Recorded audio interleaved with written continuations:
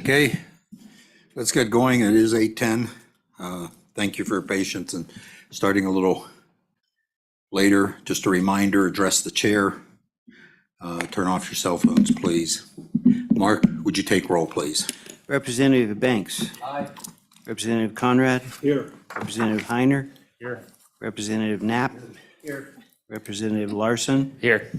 Representative Lawley. Here. Representative Tarver. Here. Representative Western. And Chairman Burkhart. Here. Thank you. I meant I hear. I hear. Do you wish to be excused? I thought so. You aren't that lucky. Okay, Just a do-over. yeah. Okay, first bill up for consideration is House Bill 253, Credit Card Defense Act. Representative Allemand.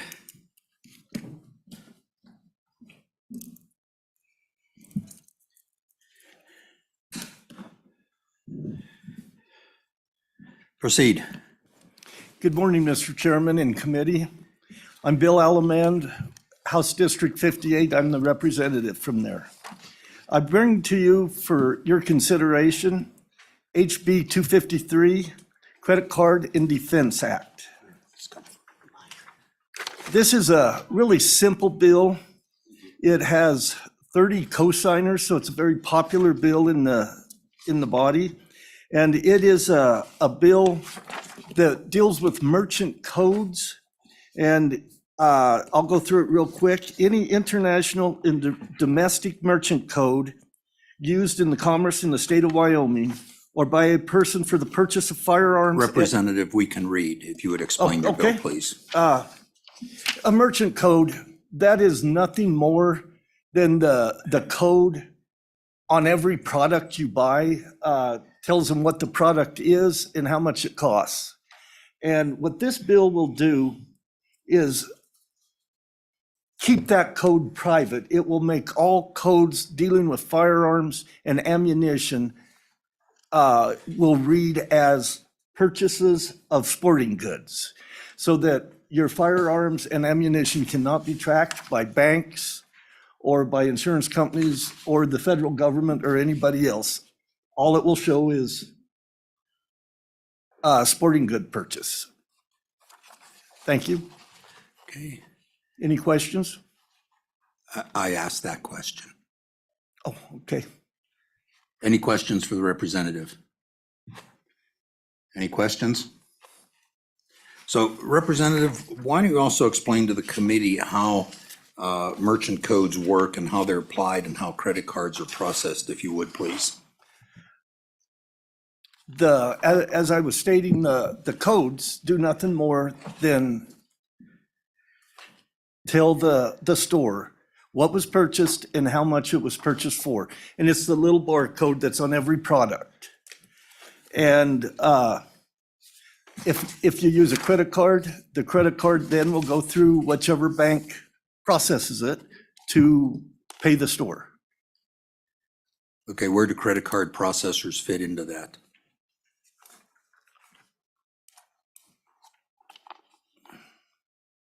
I really don't understand that. So credit cards usually go through a credit card processing system. Yes. So how does that fit into the whole credit card process? Well, on the credit card process, it will just show that it is a purchase of sporting goods and then go through the processing center and then be credited to the store. Other questions? Representative Larson. Thank you, Mr. Chairman. So let's say I went to Sportsman's Warehouse and purchased a rifle. On my bank statement, would they tag it as a firearm purchase? No, that's what this bill does. Address the chair, Oh, please. I'm sorry. Mr. Chairman, Representative Larson, it would show it as a sporting good purchase. It would not show it as a firearm or ammunition. And this bill is endorsed by Gun Owners of America, The Wyoming Sheriff and Police Chiefs Association has no problem with it. The Wyoming Banking Association has no problem with it. I talked to a big box store to see how much trouble it would be to change their coding. They had no problem with it and thought it was a very good bill. Representative, so you've worked with the banking industry in Wyoming on this? I have talked to a representative of the Banking Association, yes, sir. Okay. Other questions? Representative Larson?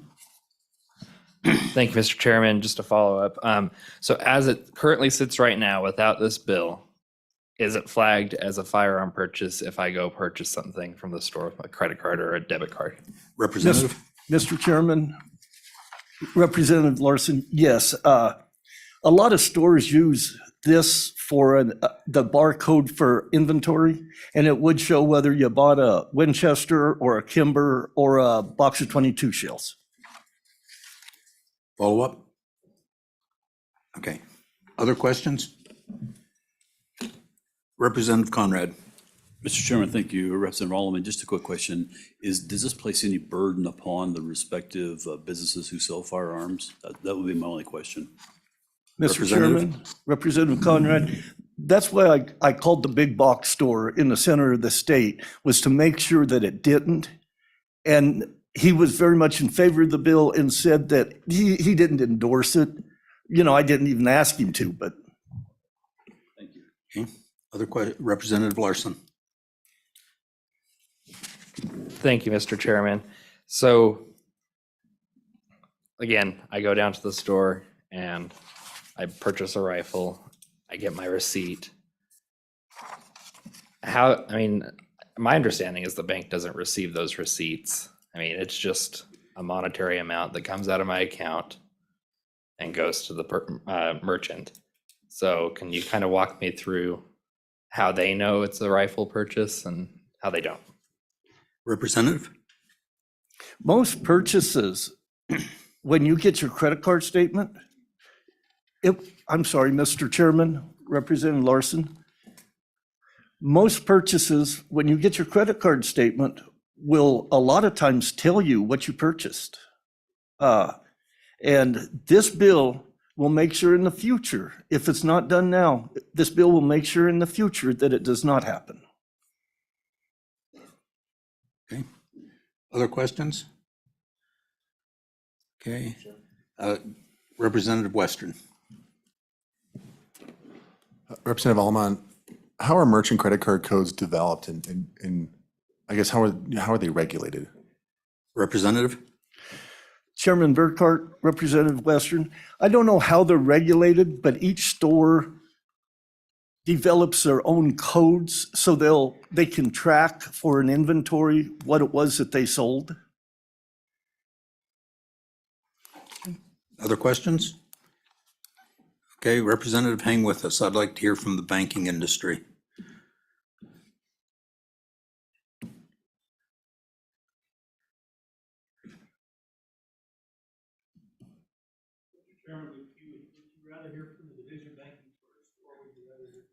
Let's do the division first.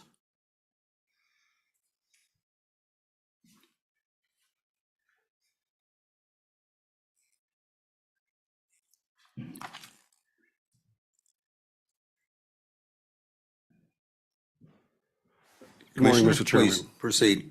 Identify yourself for the record as always. Yep, thank you, Mr. Chairman. Jeremiah Bishop, State Banking Commissioner and head of the Division of Banking. I have a few talking points that I had prepared, and then I also have some additional information that I think would be helpful given the questions. Okay, Two areas I want to cover is just my overall concern with the merchant category code, and my further comments might go into actually what those are. And then also my enforcement powers as it relates to this bill. So the Division of Banking is charged with supervising, examining, and regulating Wyoming state banks for safety and soundness, which includes protecting consumers of Wyoming banks. The Division of Banking does not license, charter, supervise, examine, or take action against most of the types of companies involved in a credit card transaction.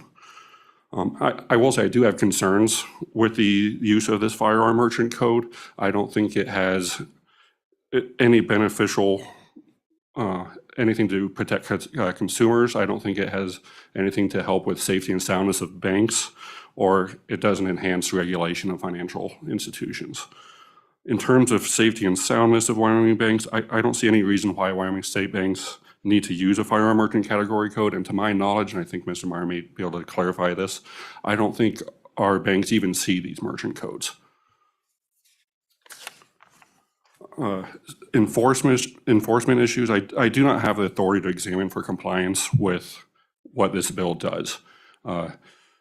My administrative enforcement rights under Title 13, which is 1310 201 through 209, are for enforcement against a Wyoming financial institution, which includes a bank, savings and loan association, special purpose depository institution, or trust company chartered or organized under the state of Wyoming. It also gives me enforcement action and examination authority over these institutions. And this bill applies to a much broader group that includes financial, credit cards, financial technology, or any payment processing system. And these other types of institutions, we just don't have the authority to examine or even enforce what this bill does. This bill, it also directs me to adopt rules necessary to implement this act. I'd say that there's limited information on the intent of the bill, except for prohibiting the use of the firearm merchant category. Again, this ties to my comment that any rule that I do adopt regarding this bill, if it were to pass, would only be enforceable on Wyoming financial institutions, not these other institutions that are involved in a credit card. And because of that, I'm just kind of unsure about how implementing this bill is practical from our office, simply because our scope is much narrower than what this bill does. And so I'm not entirely sure how these other institutions will be. I'm not sure who enforces that. It's not us. I think it may be helpful, given some of the questions, to kind of go through what these category codes are. Please. And maybe some of the parties to a credit card transaction. So this bill references a merchant category code. These are 4-digit numbers used to categorize merchants by the types of goods and services provided by that merchant, the merchant mainly being the store. These category codes are created, it's called by the International Organization for Standardization, or ISO. And there are these merchant codes are primarily used by the credit card companies, so the bigger ones being Visa, MasterCard, things like that.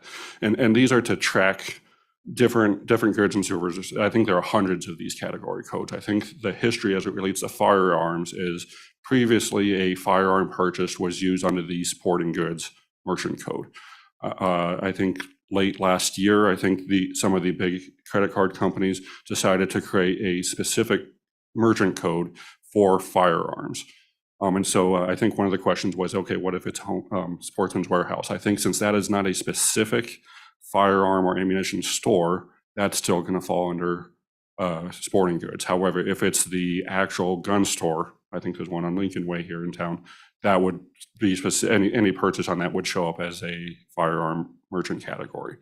But I would like to definitely say that these merchant codes, primarily what they're used for, I think the best example is credit card rewards. A lot of times you can get rewards depending on what type of store you go to. Sometimes it's Walmart, sometimes it's just gas stations, and a lot of cards have these rotating. These codes is how they determine that. The credit card company can track what purchase you make at that type of store. So if you go to Walmart, they might have their own merchant category code. I am not sure that would trigger that reward for this.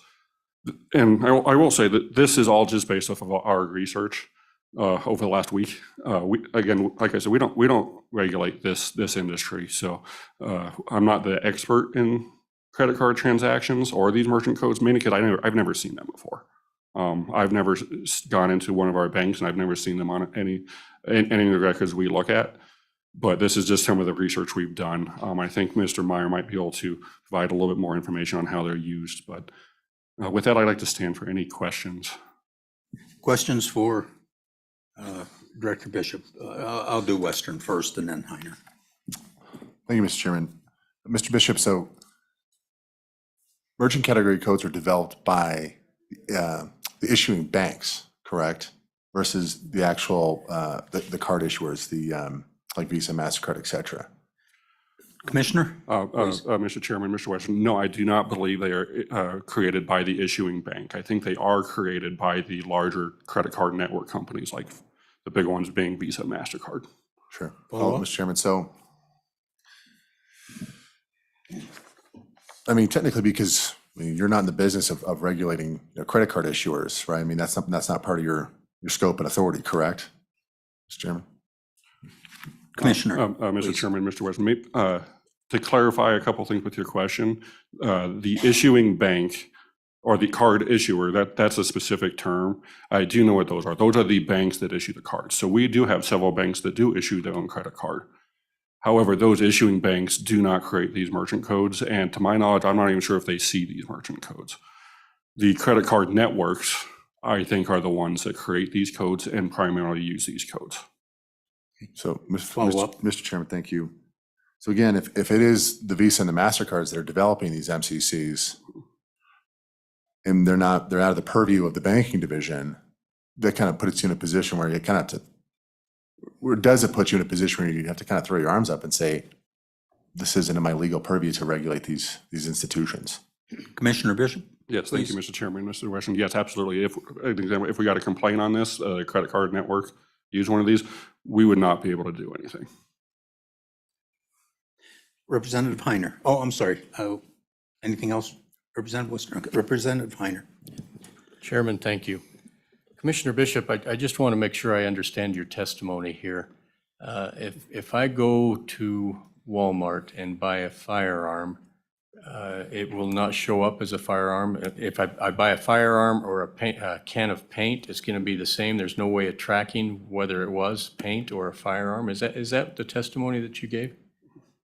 Commissioner Bishop? Mr. Chairman, Representative Heiner, that's my understanding. Again, I would preface it, I'm not an expert on these merchant codes. My understanding is that if it is a larger store such as Walmart and you buy a specific item, I don't know if it's tied to that specific item as far as the merchant code goes. These are generally done by the type of store you purchase it at. There are other codes, which I think Representative Allman was discussing. I can't remember the name of those codes. Those are what stores actually use to track individual inventory, and those are different than these merchant category codes. That's my understanding anyway. Follow up? Thank you, Mr. Chairman. So Commissioner Bishop, you're talking about merchant codes, which just identifies the particular store, but the item code, is that included in a credit card purchase such that they can identify what you're actually purchasing based on a category? Commissioner? Mr. Chairman, Representative Heiner, that I am not sure of the answer to that question. I am not sure how those individual store codes show up on credit card transactions. I'm just not aware of that. I will say I talk about these merchant codes because that is specifically on page 2 of this bill using a merchant category code. So that is what these bills address. So I think these other codes so that identify the items as I read this, I'm not sure if this bill addresses those. Okay. Other questions? Commissioner, other questions? So Commissioner, based on what you've said in this bill, every place that says banks, banking, all of that, you really have absolutely no control, and this would be adding to your duties in an area that you really don't supervise. Am I correct? Yes, Mr. Chairman, thank you. Yeah, if it was related to a financial institution, which are for example, our banks, I'm not sure if there's much I could do because to my knowledge, they don't use these codes. However, if let's say something changed down the road and our bank, the issuing bank actually does see these merchant codes, then I would be responsible for enforcing this on those banks that I do regulate. Okay. So Commissioner, are you in charge of enforcing, the credit card transactions or anything on any banks in Wyoming at this time? Mr. Chairman, as it relates to safety and soundness, that's pretty broad. It's definitely not quite into the weeds as what these category codes go. When we go into a bank, all we do with credit cards is we see them in loans. That shows up on their balance sheet as a loan, and we just look at the past dues. Do they charge them off, things like that. As far as the actual credit card transaction, simply because most of that transaction is done by the network or credit card processor, things like that, we don't have any enforcement over those companies. Okay, thank you. Any other questions for the commissioner? Commissioner, why don't you hang with us for a while? Mr. Meyer, I think it's your turn.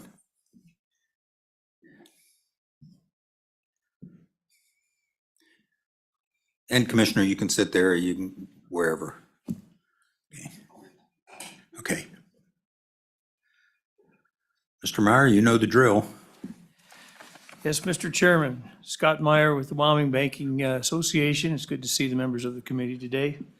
I do want to talk to you about this bill. I am not an expert on merchant category codes, but I have become your local expert on this stuff, and we'll try to figure out where we go with this.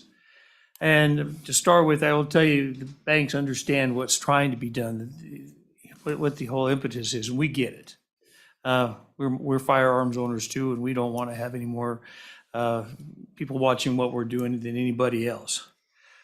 Let's just go a little bit about the codes themselves. They are, as the commissioner stated, from the International Organization of Standards, ISO. That is an organization, it's international. It is put together by the credit card processors. They are the ones that issue the codes. Banks don't issue the codes. Nobody else issues the codes. It comes from them. Not only that, but each credit card processing company can have their own set of codes.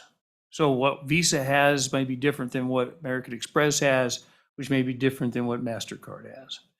These codes are assigned to various merchants, and depending on what they do, you can't, Wyoming banks have nothing to do with it, but you can't change those codes without you might be able to plead on something, but they don't have a dispute resolution organization. They don't have anything like that. You can't change them. You can't modify them. You can't create them.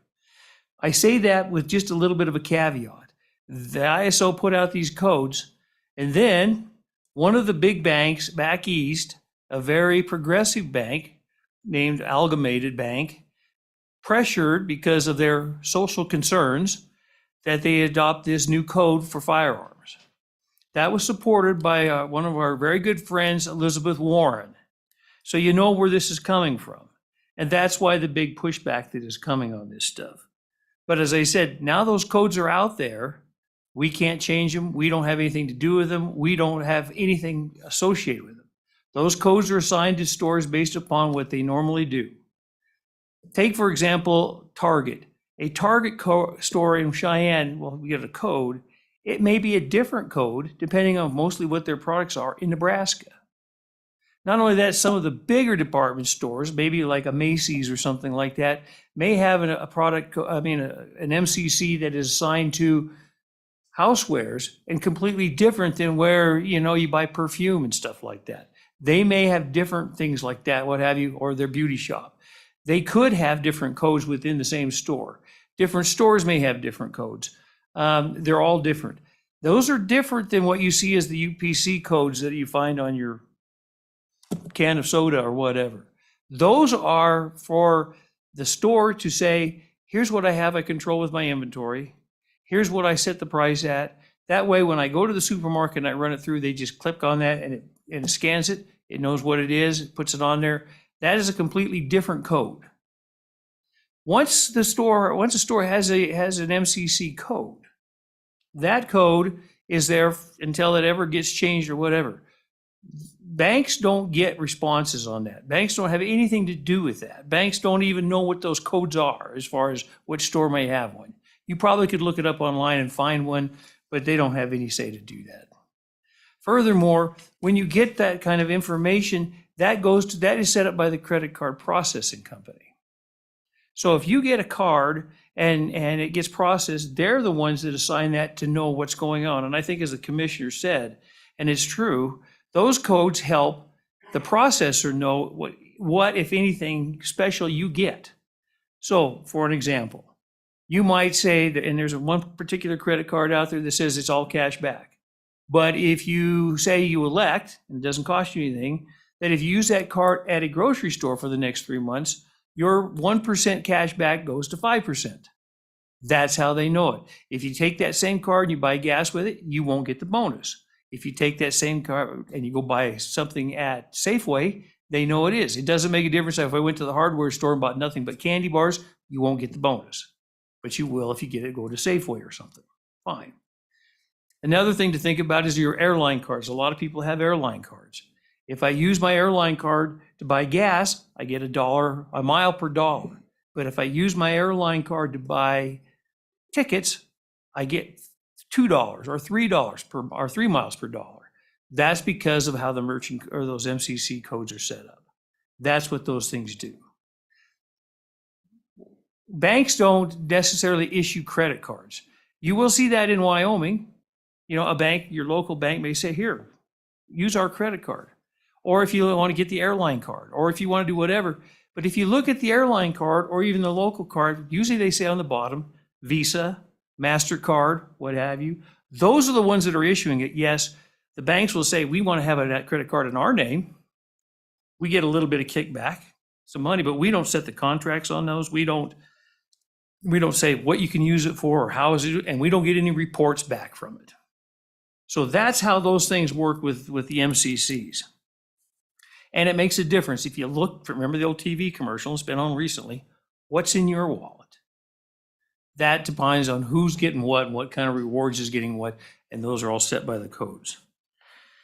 Now, I guess going down to where we are with these particular bills, I might tell you that there's another bill, Senate File 171, that we discussed yesterday on the other side of the hall. It is a much more detailed bill, and it has much more discussion in there as to who does what and where. This particular bill, I don't think, this bill we don't support it. This bill does not work. First of all, it talks about financial institutions, and it's not defined. And almost every other bill and every other section you find, I mean, you can find a dozen different definitions of financial institution throughout Wyoming statutes, but this particular bill doesn't define it. And so then if I have to go back to an original definition or go into the state banking code, I'm going to find in there about banks, and this has nothing to do with banks. And that's where I think the commissioner's saying, look, you can assign this to me, but I can't do anything with it because it really doesn't deal with this. The other thing is that I look at this and I say, I'm not sure why there's even any reference to banks in here because banks don't have anything. I could say also that what we really need to do is make sure that if there's a violation of any of these things, also hold Mountain West Farm Bureau credited. You know, they have nothing to do with this. Why would we care about what it is with the banks? We don't do it. We don't get any reports. We don't get a list. We have no idea what you bought with that stuff. We have nothing. This is something that another organization, like I said, I get the pushback. But right now, I'm looking at this thing thinking, I'm not sure how this plays into, and given that the other bill is out there, I just don't think that this bill is ready for prime time by any means. I don't know where, with all due respect from the good man from Teapot Dome, I don't understand why this thing is even here. It doesn't have anything to do with this. If this committee were so inclined to pass this bill, then I've given you some amendments that I think would help a little bit, but that's certainly no indication that I support this bill. With that, Mr. Chairman, I certainly stand for any questions.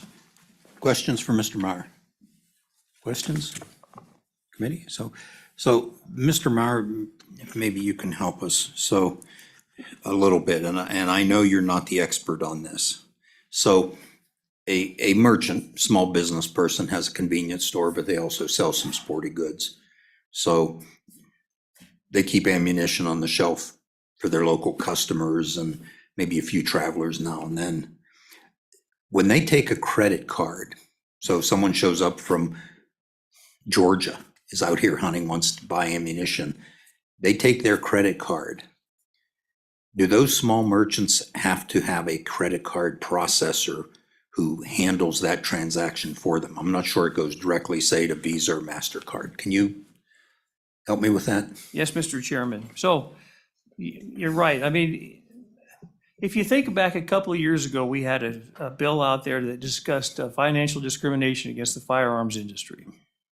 And the problem that had come up with that was not because there was banks doing things, but there was a credit card processing company that said, we're not going to do this. You can use your card anywhere you want. That's not a problem. But this processing company is not going to handle those kinds of transactions when it deals with firearms. So that's where I think probably the confusion comes in. one of the most popular calibers that you can buy is a 30-06. And so you'll find that all convenience stores, whatever, they carry them because everybody likes them. You're not going to probably find some of the other calibers out there, but you'll find that. But if that's a store, that's a convenience store that you stop by and pick up some gas and you pick up your chips and whatever, and I might pick up an extra box of ammo, that stuff is not recorded by anything other than the fact that you bought something at that convenience store.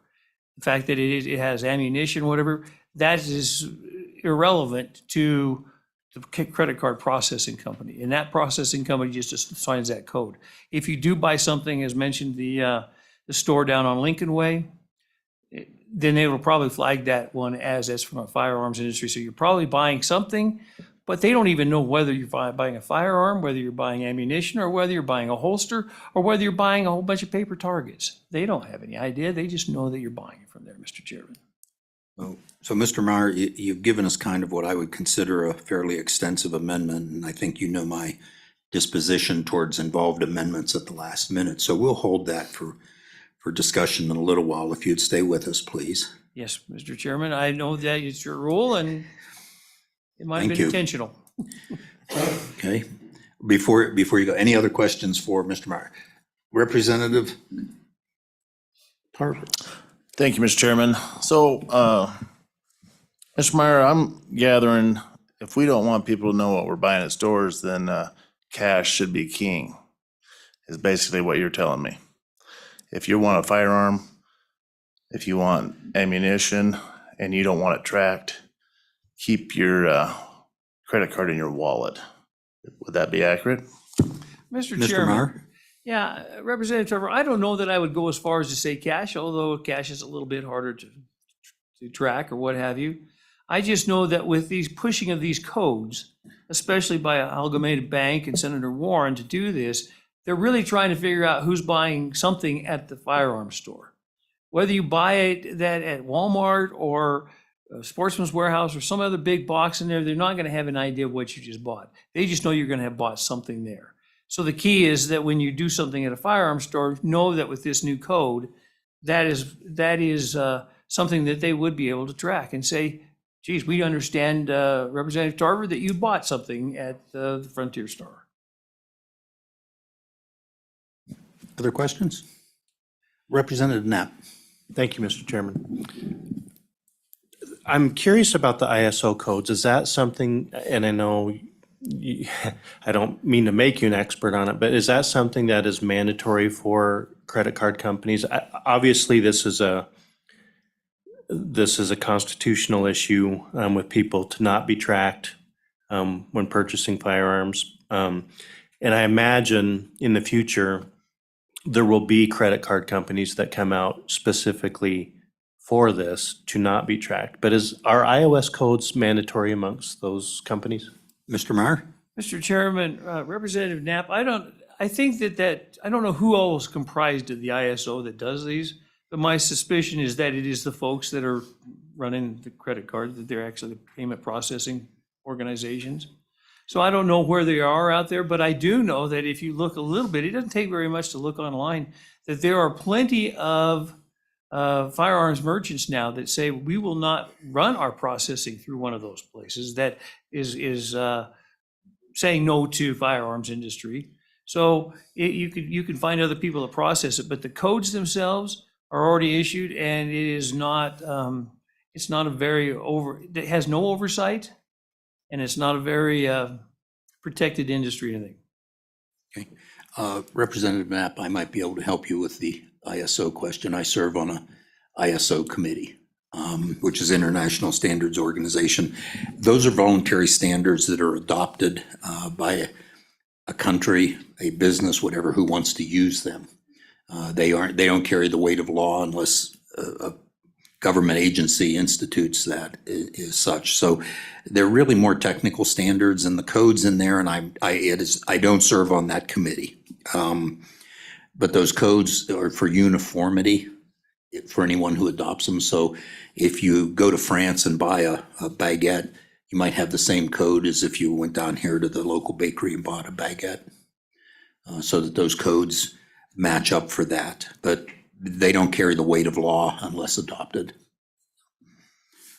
Mr. Meyer, hang with us, if you would. Sir. Okay, let's see. I don't see any other. Hold on a minute, Shane. Thank you.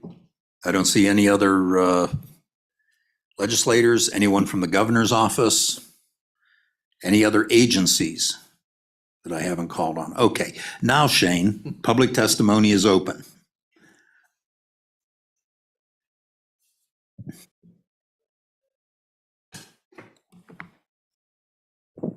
Mr. Chairman, members of the committee, my name is Shane Schultz. Proceed. I'm here on behalf of the Wyoming Credit Unions. Just wanted to share our similar concerns that the Wyoming Banking Association has. I also want to point out, the committee may already be aware, and Mr. Chairman, I did send it to you in an email just a second ago. Obviously, it doesn't help today or right now, but there was a joint Attorney General letter sent on September 20th of 2022, signed on by 24 Attorney Generals about this matter, including A.G. Hill, that kind of goes after this issue.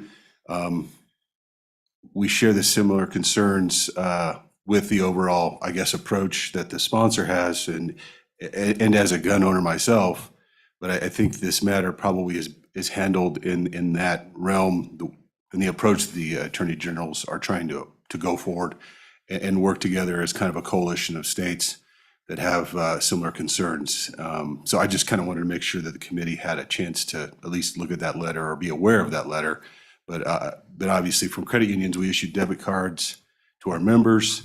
But beyond that, the control of those merchant codes are kind of outside our scope, because on the bottom corner of those debit cards is either Visa or MasterCard. And those are the individuals that truly handle those matters. And it's really outside the scope of, I guess, the credit unions and understanding or setting any merchant codes.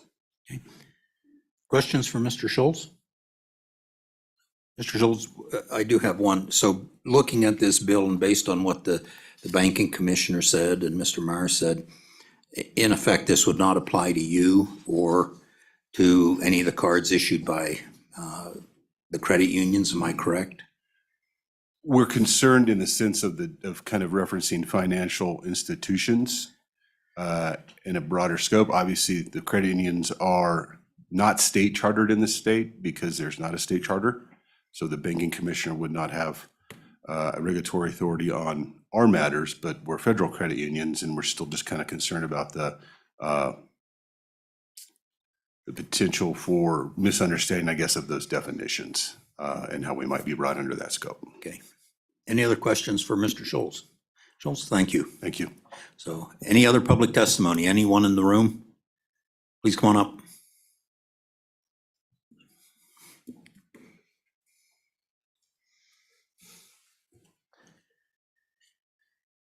And identify yourself and your organization, if you have one, for the record, please. Mr. Chairman, Mr. Chairman and committee. My name is Mark Jones. I'm with Gun Owners of America. We're a 2.5 million member organization. I live in Johnson County, Wyoming. And I understand after listening to the testimony here, there may be some problems implementing the specifics in this bill, but I think the intent here is a really good thing. When the ISO established this merchant category for tracking firearms purchases, it created quite a firestorm. As the previous gentleman said, 24 of the nation's attorney generals wrote a letter to Visa, MasterCard, and American Express and said, you may be violating antitrust laws and other laws. And you know, it really scares gun owners that their purchases will now be tracked for ESG purposes, for discriminatory purposes, et cetera, et cetera. So, you know, the people of Wyoming want something done. And Representative Alaman has come forward with an idea to try to mask those purchases as sporting goods. And I understand after listening to all these gentlemen from the financial industry that there's a very complicated process. But I think the intent here is excellent. It's a very simple thing. You know, if they're going to track this, let's mask it as a sporting goods purchase. So it could be a tent, it could be a camp stove, it could be whatever. So I guess what I'm saying is we support the idea here. We understand that there's some challenges with the bill, and maybe you folks on the committee, Mr. Chairman, and committee members could help get us to where we need to be to protect the people of Wyoming from this violation of their privacy and potential discrimination. Okay, Representative Larson. Thank you, Mr. Chairman. Just had a question. So, as you know, Visa is an international company, so is MasterCard. Do you think that this is something that the United States Congress needs to take on rather than the Wyoming legislature? I actually think Mr. you can Jones? do. Mr. Jones. I'm sorry, Mr. Chairman. Mr. Chairman and Representative, obviously, it would be good if the U.S. Congress would do that. We know that's not going to happen right now, and that the president wouldn't sign it if it did. He's the one that pushed this agenda on the credit card companies.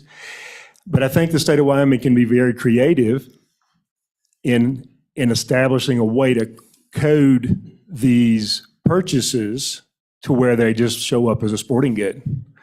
Sort of a sneaky backdoor way to hide this. That was the intent of Representative Alaman, and I think it can be done in a way that protects the gentlemen that represent these financial institutions. I think that we can do that. I think there is a way to amend this bill to do exactly that. And Representative Alaman has already called one of the big firearms stores in Casper and said, could you reprogram your machines? And they said, yeah, it'd be easy to do. So when they sell a firearm, it shows up to these credit card companies, Visa, MasterCard, and American Express, will see a sporting good purchase. Okay, other questions? Okay, thank you, Mr. Jones. Thank you, Mr. Chairman. Thank you, committee. Any other public testimony? One last time. Okay, I'll close public testimony. So unless Representative Alaman, do you have any last words you'd like to share with us? Thank you, Mr. Chairman, committee. After listening to some of this testimony, I'm happier than ever that I brought this forward because I see bigger concerns now than what I saw before regarding the federal government, Miss Elizabeth Warren, and all this. It scares me. It scares the people of Wyoming. And I ask that you act favorably upon this bill. Thank you. Thank you, Mr. Chairman. Okay, committee? Move the bill. Moved by Banks. Okay, seconded by Knapp. Discussion? Representative Knapp, you look like you're anxious to say something. Thank you, Mr. Chairman. Obviously, this is more complicated than what this bill covers, and probably there's a big difference between item codes and merchant codes, definitely as well. I'm going to vote aye in support of the concept of the bill. I believe that the federal government continues to infringe upon individual rights, and this just sends a message for myself anyway, on principle that we are doing something about it. I hope Senate File 171 addresses it much better than this bill, and that we continue to work on something that we can draft to protect the citizens of Wyoming. Thank you. Representative Lawley. I share the concerns of the good representative who brought this bill. I think it is an important issue for gun owners, and again, anybody really can move to other areas as well. But I don't think this bill effectively addresses the problem. So again, I think it's important enough to get it right. If Wyoming's going to make a statement and try to do something in this area, I believe it needs to be well thought out with all the information we've heard today. I feel like this isn't really ready, and so I can't support the bill, but I do support the concept strongly. Representative Heiner. Thank you, Mr. Chairman. I also have great concern about what's happening in our nation right now, how our purchases can be tracked. I know when you go to a Walmart, when you get your receipt, it shows up as a battery or paint or whatever it is. So they are able to track these things, maybe on a store level. But it seems like the bigger problem lies with the major credit card companies, and this really doesn't deal adequately with that. I think this bill, although the intentions are very noble, it doesn't get us to where we need to be. So I'm going to urge the bringer to bring it back maybe for an interim study or something more in-depth, but at this point, I'm going to have to say no because it's not ready to go forward. And in this late hour, I don't think that we have the time to work it. Representative Larson. Thank you, Mr. Chairman. Just like to echo what the previous speaker said. I support the concept, but I just don't think this is ready for prime time. So thank you. Representative Banks. Thank you, Mr. Chairman. I think the issue is important enough that we need to move forward. Is the bill perfect? No. Is any bill that we see perfect? No, but we can make improvements, and I'm willing to move this bill forward and make the improvements necessary to combat this issue that's just going to continue to grow stronger for the people of Wyoming. And we've heard good testimony about why it's important. So I think we can make improvements, and we can get it to where it needs to be, and I'm willing to help out with that any way I can. So I think the issue is important enough that we can make the improvements necessary to get it where it needs to be. So I plan to vote aye. Representative Larson. Thank you, Mr. Chairman. Well, I appreciate the comments that were just made. I think the improvements needed to this bill are just out of the scope of the title at this point. Okay. Any on the other side of the room? Representative Western. Mr. Chairman, thank you. I'm certainly not going to regurgitate, obviously, the sentiments that were made. I agree with all of them. It is a really serious problem. You know, if Visa was headquartered in Wyoming, then I think we've got some real ammunition, literally, figuratively and literally, to deal with it. But they're not. I mean, they're not incorporated in our state. I think that's just kind of the reality of it. That these are they're just federal in nature, right? And they have the authority to create these standards. And so I think it's really tough because they're not located in Wyoming. So I think it makes it tough to really do anything meaningful. So. Okay, other comments? So mine are, I'm very cautious of intent. I understand the intent and I wholeheartedly support it. As most of you know, I work in this industry, the firearms industry, not the banking. But we can't write legislation on intent. I've had that come up on a personal bill that took us quite a while to resolve what the intent meant versus what the words say. We go by what the words say, and we need to make sure that they are accurate. I know that Mr. Meyer has given us quite an extensive suggested amendment, which I'm still not sure fixes this issue. And I will caution against bringing amendments this big during committee meeting. I'd like to see those beforehand. I think all of you know that. So just a caution, I wholeheartedly support the intent, but frankly, when these things come up, we need to go by what's written in the law and the word of the law, our statutes. So that's my feeling on it. Question being called. Mark, would you please call roll? We're voting on House Bill 253, Credit Card Defense Act. Representative Banks, Aye. Representative Conrad, Aye. Representative Heiner, No. Representative Knapp, Aye. Representative Larson, No. Representative Lawley, No. Representative Tarver, No.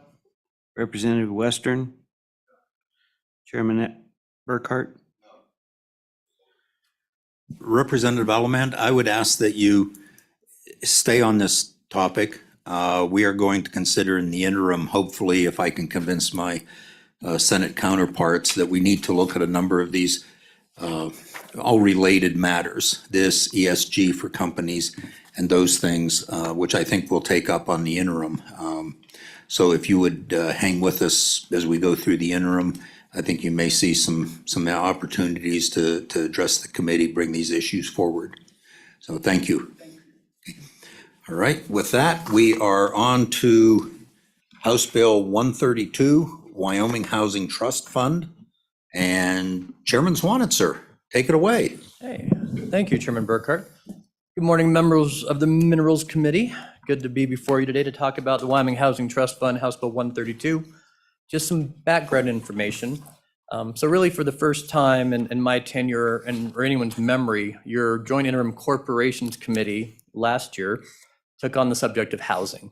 As you're all aware, with all of the concerns on affordable housing, workforce housing, even property tax increases, housing's been a big topic around the legislature for several years.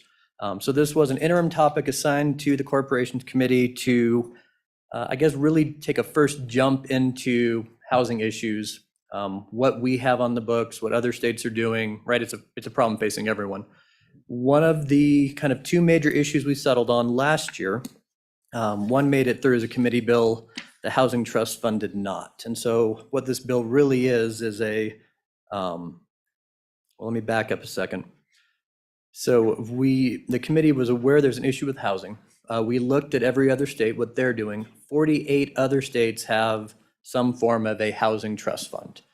2 of those states, most notably Montana to our north, have a housing trust fund on their books that has never been funded. And so as I think you're all aware, we realized 6-7 months ago, we were going to have increases in revenues. And at that time, maybe before the election, there's a lot of talk about maybe trust funds are the way to move Wyoming forward. When we have these revenues, we were going to establish some trust funds. And so as we discussed what it would take to do a Wyoming Housing Trust Fund, like many other states have done, it is slightly complicated with our constitution, and it was going to be a 70-page bill. And we thought that was just too much too fast. So what the bill before you does today was brought back by one of the other good members on corporations from my community. And we said this issue is enough that we would like to at least have something in statute to be able to begin collecting revenues. And primarily, some of these come from the federal government, federal agencies, and private sources.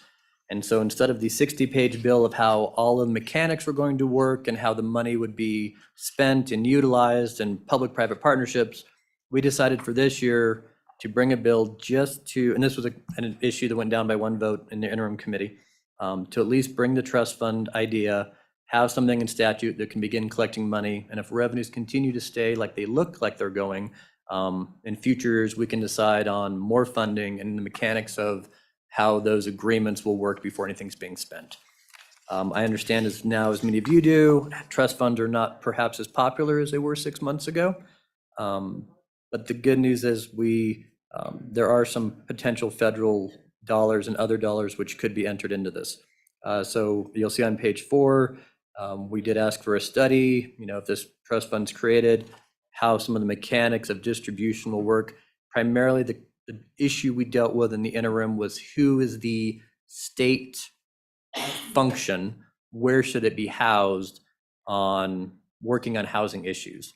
I think we heard fairly loud and clear from the governor's office and the business council that they perhaps believed housing issues should not directly fall under the business council. We do have the WCDA, which has been kind of historically the area where housing issues have fallen. So trying to figure out how to create the right oversight, for state money, but still empowering an agency or some type of separate operating agency, quasi-governmental function to be able to control that money and distribute it is still an ongoing conversation. So for this year, we just brought a trust fund to beginning to collect money, similar to what Montana has. They have the same statutes. You will see there's an appropriation.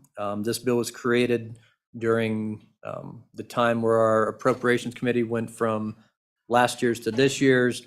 The governor had asked for that 15 million. There was conversation of whether or not that 15 million would be included in the new budget. It was not.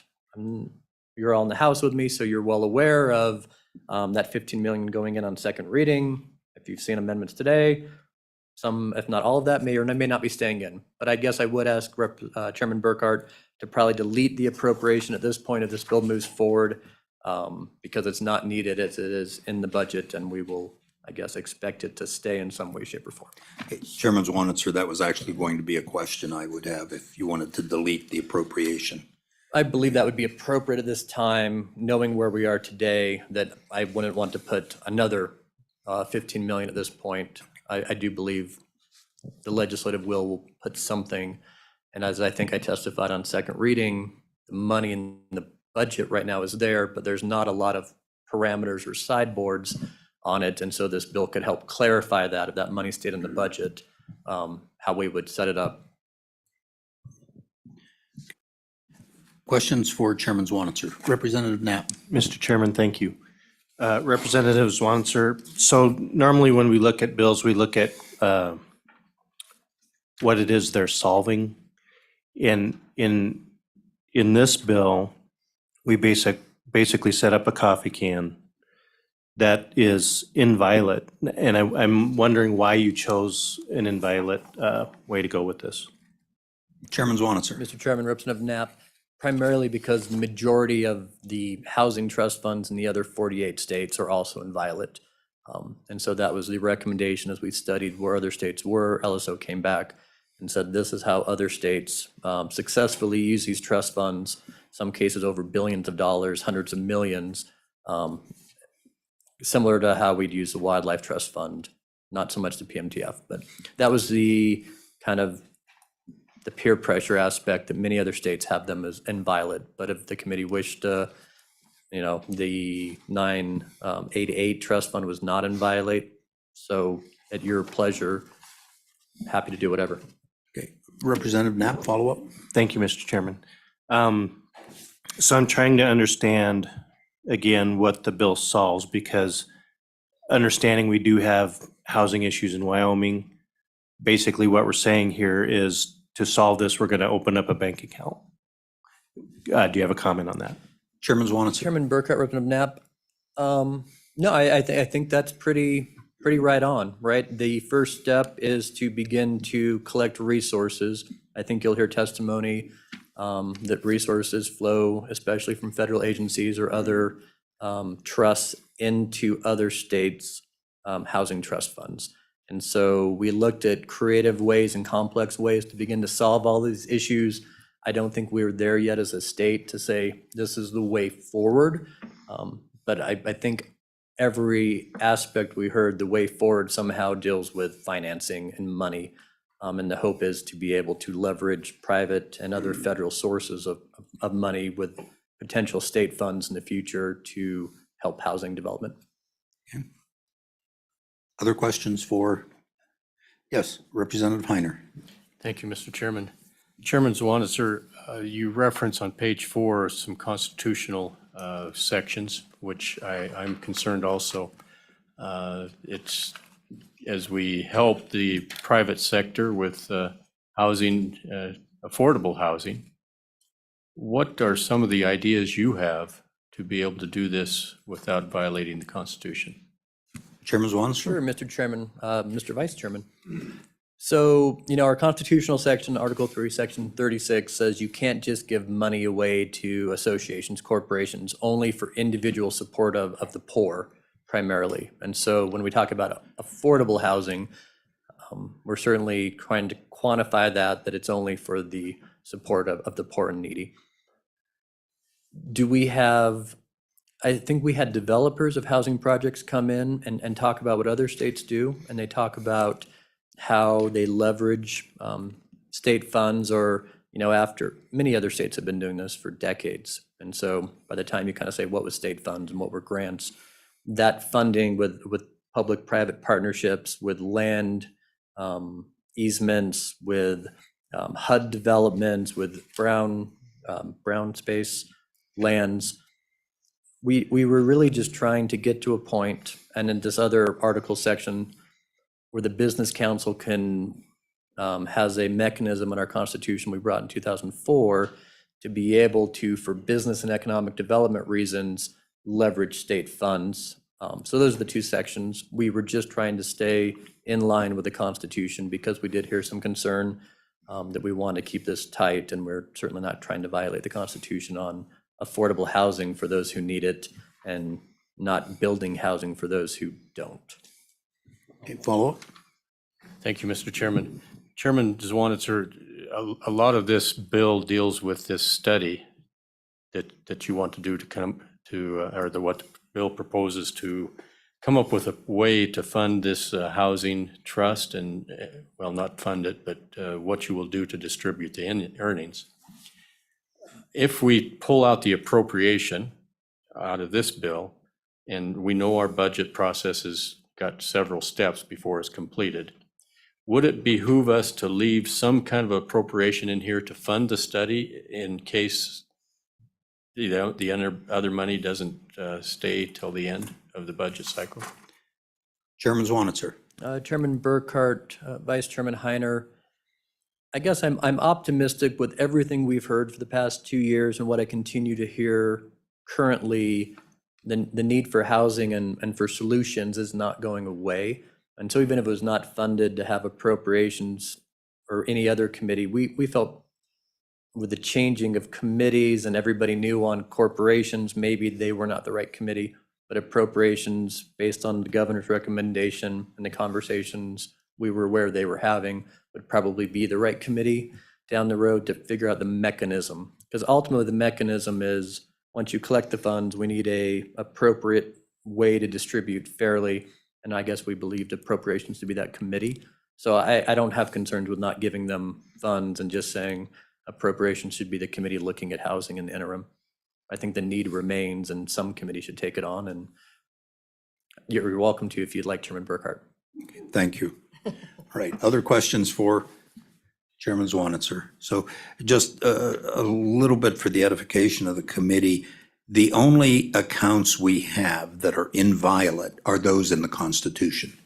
Every other fund, even if we say it is inviolate other than for this, all it takes to change that is a majority vote of the legislature. So while we like to do that, all it takes is one more session and you just have the majority vote and you can just, dissolve the trust account, even though it says it's inviolate, and use that money for whatever. It's been done often in the past. As Chairman Zwanitzer knows, each of us have our own pet little coffee can, so to speak, and it gets raided. A comment, Chairman Zwanitzer? I said, I believe, Chairman Burkhart, there's an interesting penitentiary Yes. trust fund out there that continues to be inviolate and rated at the same time. Yes. So with that, so good. No other questions for, and in full disclosure, if you're wondering if WCDA would be the place to put this, quite a number of years ago, more than some of you are by age, I had to use a WCDA loan because interest rates were 15% on houses. And I don't care what your income level is at 15%, very few people can really afford a house if you have to take a mortgage on it. So just some information for the committee. So with that, let's see, I see no other legislators in the room. Anyone from the governor's office that I don't recognize? Okay. Okay, all right. So with that, any agencies? Come on. Don't be shy. I'm nice. I can't speak for Representative Heiner. I'm not gonna go there. And for the record, just identify yourself, please. Chairman, members of the committee, my name's Scott Hoversland. I'm the Executive Director of the Wyoming Community Development Authority, so WCDA, and congratulations on having a WCDA loan. So Thank you. I did pay it off. that's good. Just as a point too, WCDA. Proceed, please. Okay, thank you. Mr. Chairman, members of the committee, WCDA does manage most of the federal funds that the state receives for housing type of purposes. We have over 10 million in annual funds that we allocate to housing projects, and a number of those, are apartment rental projects that we kind of concentrate on. Our main single family program is the bond program by which we sell bonds on the open market. We use the proceeds of those bonds to purchase mortgages from institutions, financial institutions around the state that deal in mortgages. So the mortgages are originated at a bank or a mortgage institution, and we purchase those mortgages then if they qualify as a WCDA first-time homebuyer's mortgage. So we also do some secondary mortgages on that we have. We have a Ginnie Mae mortgage-backed security program that it doesn't have to necessarily be your first home, but it has to meet certain income limits for us to be able to purchase those. So we do manage, like I said, about $10 million in federal funds to help with rental programs around the state. And we allocate those funds out through an allocation process by which we have what we call the Affordable Housing Allocation Plan that we look at each year. It gives certain points and rankings to projects that come in, put in an application with WCDA, and then those projects, there's a cutoff date that we then cut off, look at those applications, visit those sites, rank those applications based on a multitude of things, the need in the community, the need in the state, whether there's been several other projects in that area as of recently, because we don't want to put all the money in one area of the state and forget about the rest. So because we're limited on the amount of federal dollars that we have to allocate and get that money around the state. The thing that we don't have is we don't have any state funding for those types of projects. The money that we have, sometimes the federal funds, a project will come in, get awarded funds. When they go out for bid, they may be $1 million short of the needed funding, so we don't have any necessarily gap funding sources, which State Housing Trust Fund would help to do those things to make sure that we get over that last hurdle, because of COVID, I think, was our biggest telltale sign when prices of lumber went up and everything. The developers had the federal money that they usually, between the time of award to the time of completion of that project, they have about a two-year window in there that they have to complete the rental development. So a state housing trust fund would lend us to be able to use some of those funds for that, but there's also needs across the state. And I think I sent each one of you last night just some demographics on your area or the counties that you're in. Statewide, when we look at some of those, one of the items was cost burden in the area, and that's if somebody is cost burdened if they spend over 30% of their income on housing costs, which is either your mortgage, your rent, and then other housing related fees that you may have. From 2019, there was 31,845 cost burdened homes in the state of Wyoming. And in 2010, that number was right around 29,919. So it was about a 1,926 household increase, or about a 6% increase in that period. Severe cost burdening is if you spend over 50% of your income on housing related costs. And in 2019, that number was 22,371 homes. And in 2010, it was 20,406, or another difference of about 1,965, and a 9.6% increase over that period. So we do see where there's a lot of severe cost increases that are putting pressure on families around the state of Wyoming. Also, the other number that I kind of pointed out to each of you were those with homeowners with a housing problem. That percentage for statewide was 18.5% in the most recent information that was December 31st of 2021. Rental homes had a 38.1%.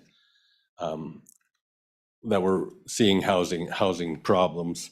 So on average, total households were 24.5%. I think, those numbers in 2021, a lot of those, had COVID, problems people were having they were out of work or those types of things. I think there's some of the emergency rental assistance programs and homeowner assistance programs that came out that kind of hopefully helped with some of those. But I think the fact that a study of a housing trust fund, I think it's one thing that's needed, because there's a lot of models, as we said, as Representative Swanitzer said, there's 48 states with housing trust funds around the US. We want to make sure that we get it right. We do it for what Wyoming needs are, and the changing, demographics in Wyoming are what we're trying to do. So I would support, a study of the housing trust fund, just to make sure that we can get something done from the state level, put a little skin in the game to help with the other funds that we have. So appreciate that, and stand for any questions. Any questions? Representative Heiner. Mr. Chairman, thank you. Mr. Hoversland, appreciate the testimony. With this trust fund of basically $15 million, the earnings per year, maybe $350,000 to $400,000. What could you do? How many families could you touch with $350,000 to $400,000 a year? Would it be enough to resolve the problem, or is it just a Band-Aid? Mr. Hoverslin? Yes, Chairman Burkhart, Representative Heiner. The 300,000 a year, I don't think takes care of a lot of those problems. I really do think it's a study to look at a housing trust fund, how to, fund that in the long term. A $15 million, appropriation of money and the earnings off that definitely isn't going to reach that size. WCDA worked with Wyoming Association National Housing Redevelopment Officers, WIONARO, which is kind of at a standstill right now. But in 2017, we did a study on a statewide housing trust fund.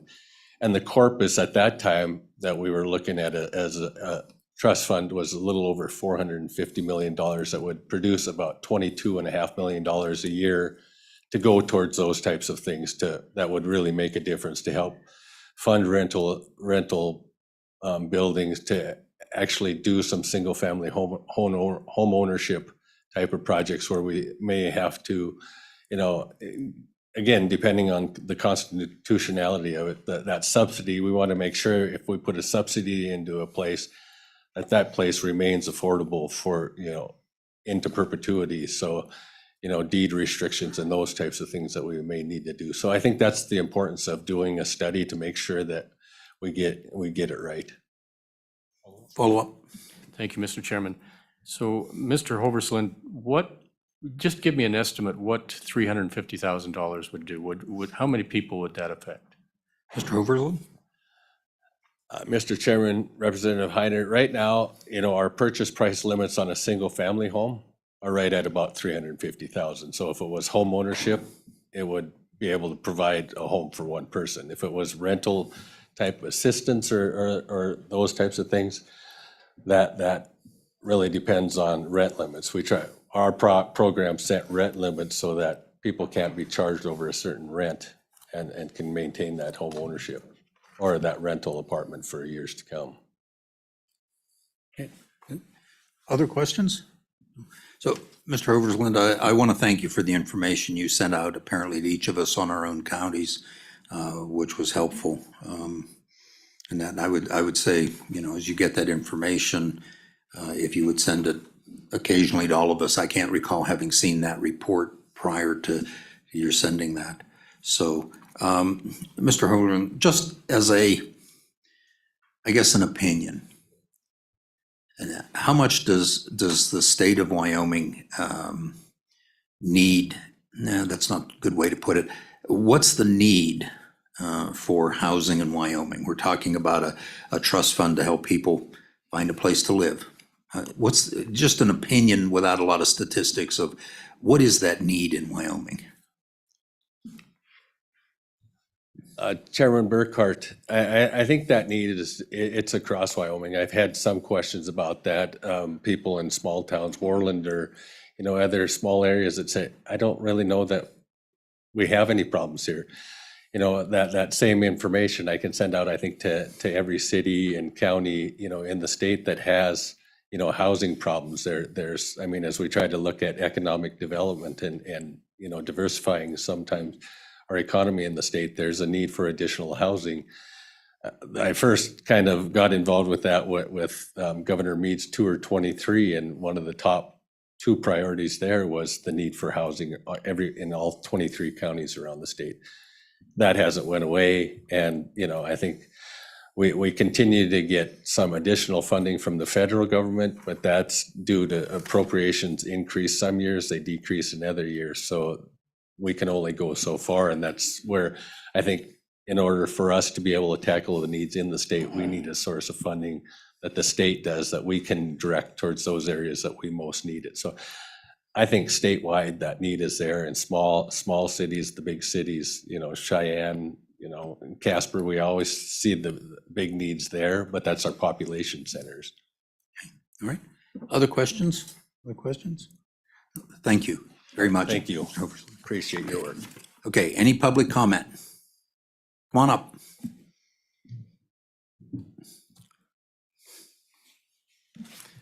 You can come up together, you can come up individually, that's your choice. So, and just please remember to adjust the chair, remember to turn the mics on, and we're being streamed live. I forget to tell people that. So just so you know, and the cameras focus on the microphone, so when you're talking, you're on camera. So please proceed. We'll start with on your right there. Thank you, Mr. Chairman, representatives of the committee. My name is Dan Dorsch. I'm the Executive Director for Habitat for Humanity of Laramie County. I currently serve on the Mayor of Cheyenne's Affordable Housing Task Force and have served for a year and a half currently. And I also spoke and testified at the Corporations Committee meeting back in June in support of a statewide housing trust fund as well. I'm here to testify today for my support for this bill, for House Bill 132, for the creation of a statewide housing trust fund. And I'd like to illustrate some of the need in our communities across the state. Currently, right now at the Cheyenne and Casper Housing Authorities, which represents multiple communities, not just Cheyenne and Casper, there are 3,200 people waiting for affordable housing.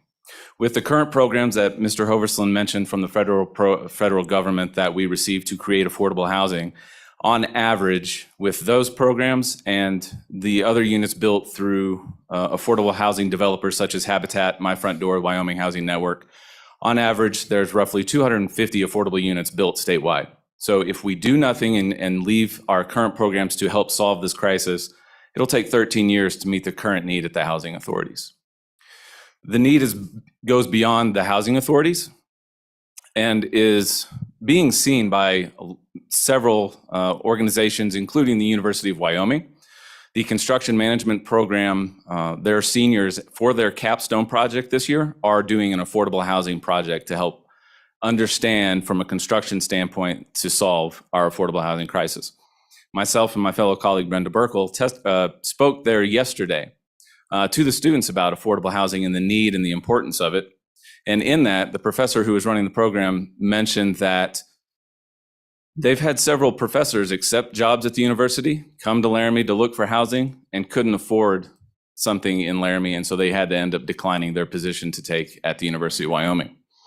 Here in Cheyenne, we have employees who work in Pine Bluffs live in Pine Bluffs and Kimball, Nebraska, and drive to Cheyenne every day to work because they can't afford a place to live here in Cheyenne.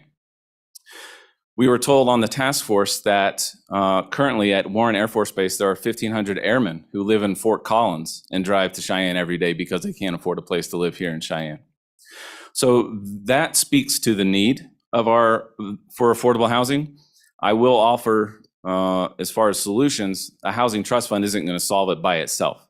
There needs to be a multi-layered approach to solve this issue, but state funding would be a very large piece of that puzzle to distribute to local communities to solve their own local housing needs. To speak to the study and how to the implementation and also the kinds of programs that could help with affordable housing, it's not just new construction that we need. With rising property taxes, inflation, and a lot of seniors and disabled people who are on fixed incomes, they own their homes, but because of their fixed income and the inflation of construction materials, they find it hard to repair and stay safely in their homes. And so a statewide housing trust fund could help with those issues as well. It would also potentially be able to help with home modifications. So if someone is disabled and is in a wheelchair, they need a wheelchair ramp to access their home safely. A statewide housing trust fund could potentially help with those issues as well, which would allow them to stay safely in their home instead of transition into a Medicaid facility for long-term care, which would in the end help save money as well from the state. With that, I would stand for any questions. Thank you so much for your time. Excuse me, any questions for Mr. Dorsch? Representative Conrad. Chairman Burkhart, thank you. Just a clarifying question. You said 250 low income in the state per year? Mr. Dorsch? Chairman Burkhart, Representative Conrad. Yes, sir, that's an average. I believe Scott Hoversland could testify to the exact amount that the WCDA provides. As far as Habitat for Humanity of Laramie County, we usually only build 1 or 2 homes a year. There are 7 Habitat affiliates across the state, and on average, that's about as many as they build as well. And then Mrs. Burkle here could testify for My Front Door, but that is an average. That fluctuates, but average 250 per year. Yes. Thank you. Representative Western. Thank you, Mr. Chairman. So you said there's folks who live in Fort Collins, they're driving to Cheyenne every day for work. correct me if I'm wrong, please, but were you insinuating that because it's so expensive here, they'd rather live in Fort Collins and drive to Cheyenne, and that it's cheaper to live in Fort Collins? Mr. Dorse. Co-Chairman Heiner, Representative Western, yes, sir. That is what we have heard. That it is, especially in the rental market, because Cheyenne doesn't have a lot of larger rental units, complexes. It's more smaller units or a home that has been broken up into 4 or 5 units. And so, yes, there are people who found it more affordable in Fort Collins to rent and drive to Cheyenne than to find something here. Follow-up? Well, Mr. Chairman, thank you. I'm having a hard time tracking that. The median home price in Fort Collins is about 60% more than it is in Cheyenne, and is the owner equivalent rents is also higher in Fort Collins. So I'm not saying, perhaps there might be some isolated incidents, but as a broad trend that indicates the housing problem in Cheyenne at a comparative level, I'm just having a hard time tracking that. Mr. Dorse? Mr. Chairman, through you, Representative Western, it also has to do with the housing stock, and maybe I wasn't clear enough when I said, for Cheyenne, there aren't a lot of large apartment complexes. So there's a lack of supply. It not necessarily means the pricing is correct. So maybe I misspoke on that point, but there isn't enough housing in Cheyenne, so they are living in Fort Collins and driving to Cheyenne. Maybe that was the best way to say that. And so the need for the Housing Trust Fund to help create that housing supply and that stock would alleviate some of that driving back and forth. Okay, other questions? Okay. Oh, Representative Heiner. Thank you, Mr. Chairman. Mr. Dorse, we talk about these influx of workers into Cheyenne. Do we also have some that are traveling to Fort Collins and into the region south for their employment? Do we have people going both ways on the roads? Mr. Dorse? Mr. Chairman, Representative Heiner, I believe that is the case, but and maybe the Wyoming Association of Municipalities can speak to that more than I could. But I believe that is the case, that there are jobs that people do commute both ways. Representative Knapp. Mr. Chairman, thank you. So especially in regard to people coming from Colorado to Wyoming for work, because I've heard as much as a quarter of state employees actually come from south of the border. So would these people qualify even for affordable housing? Obviously, they're taking well-paid jobs in government and things in Cheyenne. Are these people that would qualify for housing? Mr. Dorse? Chairman Burkhart, Representative Knapp, potentially, yes. When you look at affordable housing, it often extends, it's based on area median income. And so generally speaking, affordable housing is 0 to 80% of AMI. Potentially those people who have those jobs could qualify, potentially, yes. Because of the housing cost inflation, housing prices going up, but wages haven't kept up. And so potentially, yes, they could qualify. Okay. Other questions? Okay. Next. Again, just identify yourself for the record, please. Brenda Burkle, Executive Director of My Front Door. Mr. Chairman and members of the committee, thank you for allowing us the time to speak today. I would like to follow up with Dan on a couple of things. One, I think, and to the question to the good representative to my left, I think it's not only when you look at good paying jobs with the state, sometimes we consider those benefit packages as a part of that, but that isn't considered when you consider your housing costs. So they could, in fact, very much qualify because their gross income devoid of benefits doesn't allow that 30% of their housing costs, if that's helpful. I think a housing trust fund does more than just fund one single house at $300,000 worth of benefit. I think a housing trust fund can also be used for things like financial literacy to ensure that low to moderate income households get the information that they need to be successful in home ownership. That is in fact what my organization does. We provide financial literacy and first-time home buyers assistance for those in 50 to 80% of area median income. So a housing trust fund could be used for more than just the structure itself, but it could be used for homeowner preparedness. It could be used for any number of reasons. That really is what that study would support and how to roll that out. The good news is it can be structured tailored to the needs of the state and our state constitution and what we need to address for sure. Dan and I have learned a lot about layering subsidies and all of those available through the federal government, through state programs for utilities, and then finally what's available locally. And it remains harder and harder and harder to help assist first-time homebuyers get into those homes if they are low to moderate income individuals. I think this bill would certainly have a lot of template involved with the programs that WCDA currently administers. There is a lot of best practices done there. I want to also thank the committee and the entire body for the thoughtful dialogue and deliberation over recognizing that there is a crisis and what should we do about it and what is our role and how do we ensure that we aren't owning property and how do we ensure those best use of subsidies. I can just illustrate that my organization learned a lesson early on. And that is that we worked really hard and, for lack of a better term, shook the can to help some of our homeowners get into a situation where they had good equity. And when they sold those homes, that equity actually went with them. And so that we had to recreate that subsidy all over again. And what we took on then was a community land trust for affordable housing, which means it stays affordable in perpetuity. That model is a model used both nationally and internationally with tremendous results. I think that is something that certainly would be supported and would benefit ultimately the use of these funds. I would certainly stand for any questions. Any questions for Ms. Burkle? Representative Larson. Thank you, Mr. Chairman.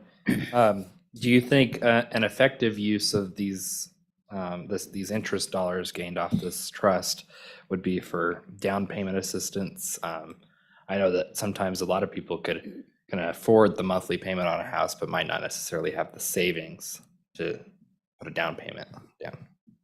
Ms. Burkle? Mr. Chairman, Representative Larson, I do think that could be one area, and I think a study would reveal exactly where the smart dollars are for that. It would not have the same subsidy or capture that other programs might. But again, as my colleague Dan pointed out, that our housing crisis is not a singular catalytic cause and will not have a singular solution. So that could be a part of the equation. Other questions? Okay, thank you. Next. Thank you, Mr. Chairman. Excuse me. David Fraser, Executive Director, Wyoming Association of Municipalities. Appreciate your time this morning, and I'll be conscientious about it. We do urge your support of this bill. As has been stated, the amount of money that you're talking about putting aside now is not sufficient to address the need.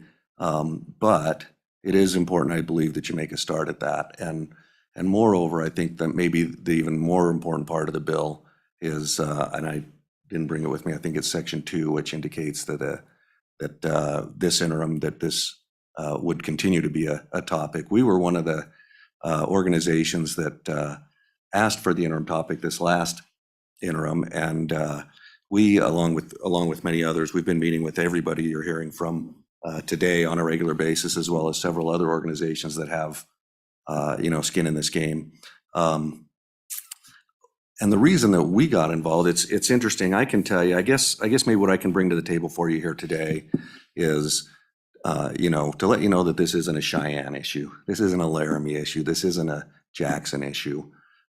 We have in my duties, I have the opportunity to be in every one of our cities and towns, and specifically 4 times a year we have region meetings. We have 6 different we have the state divided into 6 regions. We have region meetings where the local officials we get them all together in that region, and part of that agenda always is, what are the challenges you're facing?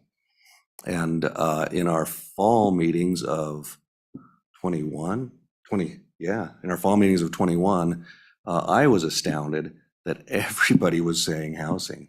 It was jaw-dropping to me, the number of communities that were saying, that were bringing, examples of their housing needs, and it was really surprising what communities we were hearing from. Like I said, I live in Cheyenne. I moved back to Wyoming 4 years ago, bought a house in Cheyenne that I couldn't afford today.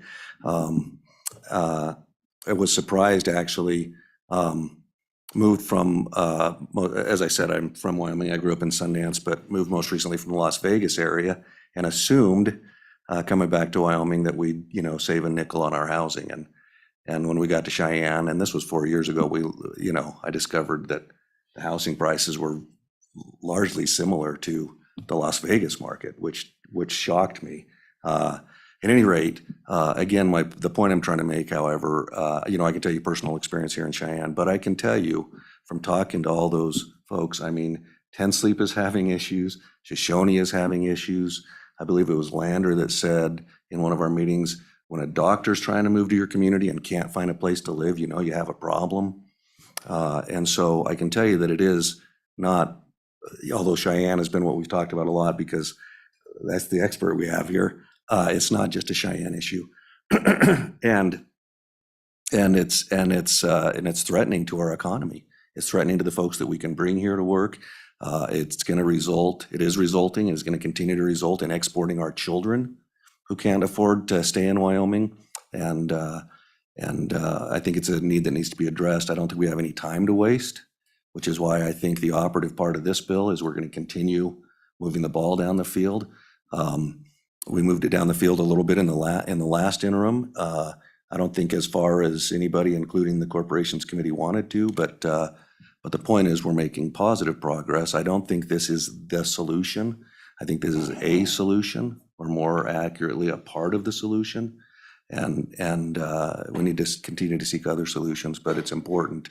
It's important, and it's not localized issues in the usual suspect communities. I can tell you from my own experience, almost every community, and I'm not exaggerating, almost every community in Wyoming is struggling with housing issues. With that, I would, again, just encourage you to keep the ball moving down the field and take any questions that you have. Thank you, Mr. Frazier. Any questions? Representative Knapp. Mr. Chairman, thank you. Obviously, as many other issues, this is a complicated issue, and there's not just one factor in affordable housing. How much, I think one statistic I've seen is 60% of new construction across the U.S. has stopped on houses that were being built or houses that, were proposed. How much of this do you think is a snippet in time of inflation, supply costs, labor shortages, that drives up that market and doesn't allow for kind of a solution from the private sector? Mr. Frazier? Thank you for the question. Pardon me. Thank you for the question through the chair. It's interesting, and one of the things that was mentioned earlier was the interest rates, and another one of the problems now compounding the market is that the interest rates are going the wrong direction for home buyers. And I've seen in my very own, I actually live on the east end of Cheyenne, the affordable housing section. I'm just kidding. I actually live on the east side, which is the direction Cheyenne is primarily growing right now. And I've watched, as I drive in, I've watched it stop. You know what I mean? I was watching it just go, and I saw it stop. And I don't know, I'm not an economist, and I left my crystal ball in my other suit coat, but I don't know how, when this will correct itself. But what I do know is that even as we were, building like crazy, we were still behind. I mean, you know what I mean? When the current construction, is kind of ground to a halt for all the reasons you said, we were already behind trying to catch up. And so, this is, I told you when we first started hearing these concerns in the fall of 21, and I know they existed prior to that, but that's kind of when they hit my radar in a big way. That was before, that's while construction was still continuing. And so I know we were already in a bad place. I know the fact that we're not adding stock now exacerbates that.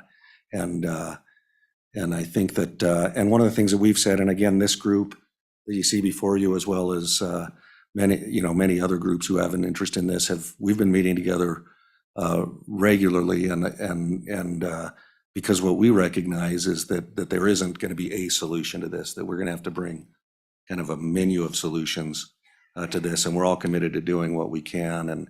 And again, we just hope that the legislature will keep the ball moving on this front, so that we can make as much headway as we can in this area, while we at the same time try to work other angles as well. Thank you. Okay, other questions? Nope. Okay, we'll move on. Next. Mr. Chairman, thank you, committee, for having me today. I'll be brief. You need to get a little closer to the mic. Thank you. Thank you. You're soft-spoken. Yeah, thank you for having me today. I won't belabor any of the points that my colleagues made. I just want to reinforce that Wyoming Economic Development Association believes that. Yes, your name and I'm organization sorry. for the record. Sarah Dorenzo, Executive Director of the Wyoming Economic Development Association. WEDA supports the creation of this housing trust fund, but I'm here to reinforce that housing truly is an economic development issue. The constraints that come with housing limit the attraction of businesses, limit the sustainability of workers, and people, frankly, just need a place to live where they work. The study is the key part of this bill, though. We had a lot of discussion and questions today and questions throughout the session about exactly how to solve the housing issues. Who are the people who are impacted, and what would the administration of a fund like this or housing solutions looks like? This study could provide that, and the clarity and the structure that Wyoming needs to move forward with a start to addressing housing. So I know you have another bill on your agenda, so thank you. Questions? Any questions? So thank you, Ms. Drezzo. Anyone else?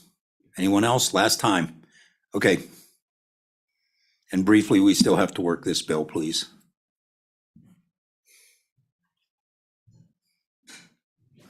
Mr. Chairman, members of the committee, Richard Garrett, resident of Cheyenne, born and raised here in Wyoming. Speaking in favor of the bill, lots of great discussion. To add just a little bit more to that, what's on the table, as many of you perhaps know, our Wyoming congressman has expressed interest in this issue and has contemplated how federal land might be transferred in some way to benefit the construction of affordable, attainable, and available housing. So we often hear about the federal-state nexus, and I think sometimes that's elusive. But in this case, this bill will allow and enable and empower that nexus to be realized. So I would also add, I was very lucky at one point in my life to be able to volunteer for Habitat for Humanity for close to 2 years, and it was an extraordinary experience, gratifying, and I learned so much, not just about construction, but about people and how important housing is to folks. So with that, any questions? Questions for Mr. Garrett? Questions? Thank you, Mr. Garrett. One last time. Anyone else? I will close public testimony. Committee? Move the bill. Moved by Conrad, seconded by Larson. So discussion, committee? Mr. Representative Knapp. And I'll try to keep this brief, but I appreciate the bringer of the bill. I'd appreciate it more if he were still in the room. I think he, Representative, I think he had to go and chair his own committee. Okay. Okay. But I think this bill is premature. I think a lot of legislators come with great ideas we don't set up trust funds for those ideas. This obviously is a problem throughout Wyoming, and I think it's different for each part of the state. I myself, coming from a community that has had many boom and busts, and including man camps that we've developed for projects, it is important to address this. But the key is, what is the need whenever we decide something? What is the solution? What is the role of government? And how do we fund it? And it seems to me we're at the beginning step of saying, what is the need? I think that's important to have different aspects throughout the state and to study those. So I would be in favor of continuing the discussion, whether it's an interim topic, but I think a study would be the first step rather than setting up an actual fund.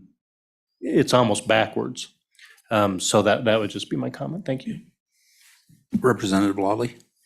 Just briefly, I do support the bill, but I will be moving at the appropriate time an amendment to take out the funding piece. But I think the study piece to go forward and begin to put together the multiple resources out there and to coordinate those and how that this fund could do that, I think is very worthy.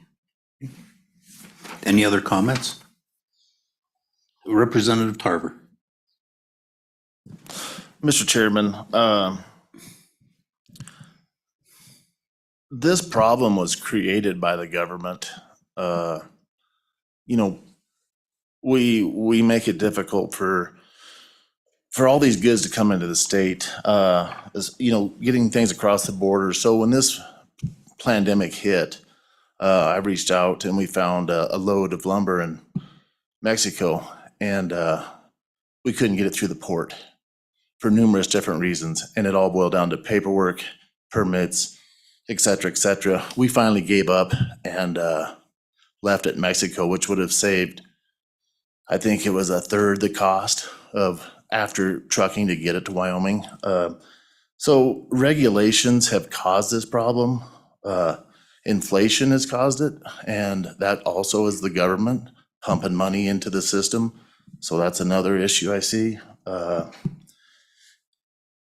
We shut down the state when the pandemic hit, and of course that just increased all of our problems. And then we shoved more money into the system, and that increased our problems. And I don't see how throwing more government at the problem is going to fix the problem that the government created. Thank you.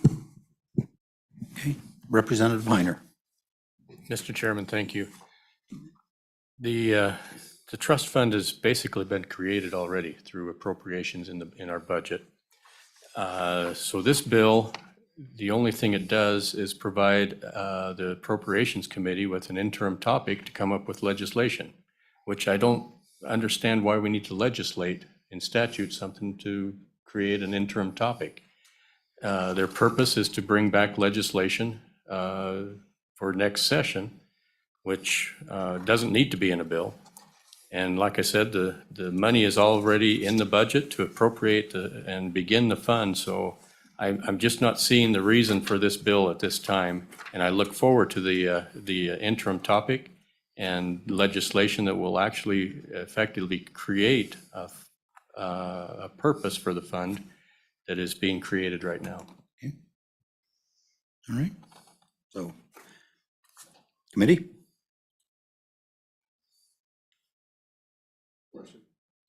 Is there? Okay. No other comments. So go through the bill, page 1, page 2, page 3, page 4. Representative Lawley? Mr. Chairman, I move an amendment beginning on page 4, line 17, through page 5, line 2, to delete that section, effectively deleting all of section 3 of the bill. Well, hold on a minute. Is there a second? Second. Okay, seconded. So did you get that, Mark?